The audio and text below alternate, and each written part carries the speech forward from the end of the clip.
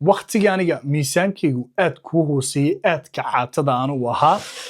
qaladkii ugu weynaa ee aan anigu sameeyey wuxuu ahaa inaan cunto kasta aan iska cuno anigoo raba inuu miisaankaygu uu kordho oo taasi waxay keentay inuu jidhkaygu san u ekaado oo qayb walba jidhkayga faat ayaa ka buuxsamay khaasatan markay noqoto caloosha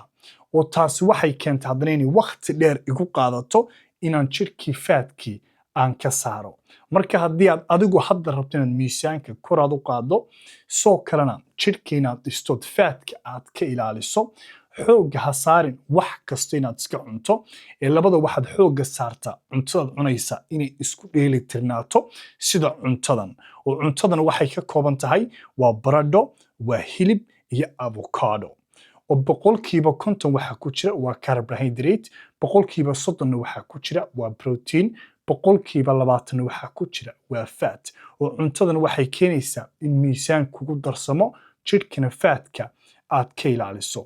sidoo kalena waxaad samaysaa isbuuc kasta dhammaadkiisa miisaanka iyo siduu jidhku u yahay isha ku hay si aad ula socoto isbeddelka dhacaya isbuuc walba